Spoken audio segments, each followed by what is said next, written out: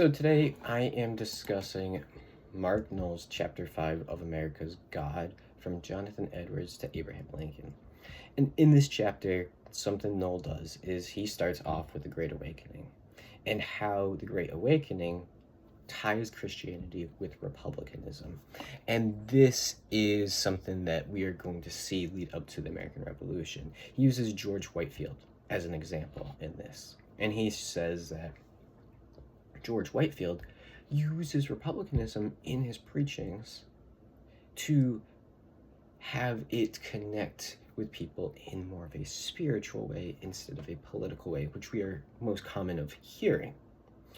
And this is some sort of language of liberty that we see. And it's not the only time that we see that there is a spiritual connecting to republicanism over political at this time.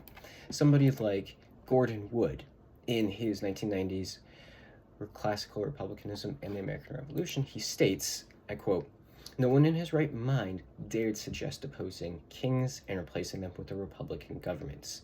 That was dangerous, seditious, and treasonous." So he's specifically saying how dangerous it was to use republicanism in a political way prior to the American Revolution. People wouldn't think of doing that. And to get some physical data on that, Peter DeBola, in his Republicanism, a Grounding Concept for the American Revolution, he is studying the usage of terms in primary documents at the time. So he looks at republicanism, monarchy, and democracy, those four words, including a few more, and he tries to find out how often those words are used in primary documents from about the 1740s onward to the American Revolution, a little afterwards. And he finds out that these words are not used as often towards the Great Awakening, but are more often used the closer and closer we get to the American Revolution, which supports Gordon Wood and Mark Knoll. So the question lies is, how in the world do we get from a spiritual connection of Christianity and republicanism to that political spot?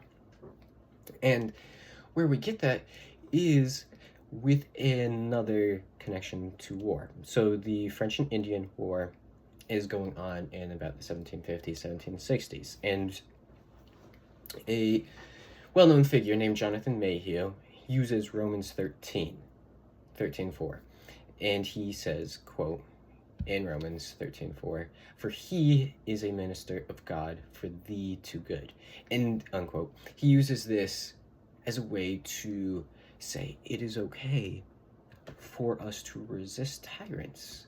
It is okay to fight the Catholic French, which we have to remember Protestants and Catholics don't get along very well at this time. And we're going to see that this disconnect between Catholic French and the English Protestants gives this okay, especially Jonathan Mayhew's use of Romans 13:4, to resist tyrants through Republican language.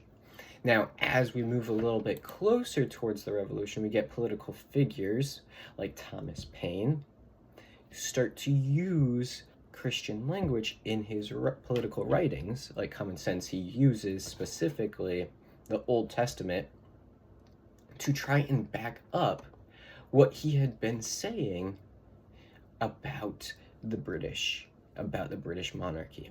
And then we see the Continental Congress also start saying that everyone has unalienable rights and liberties, something that you'd often hear people like George Whitefield or Jonathan Mayhew have quoted prior to this.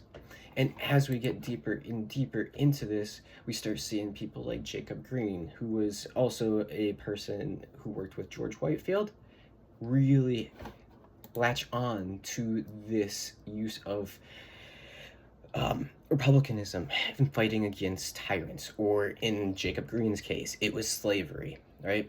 So once the war is going on, these political figures use Christian language of republicanism in their political writings in order to merge the two together, political and spiritual. And that's what we see as the war progresses, is more use of this Republican language.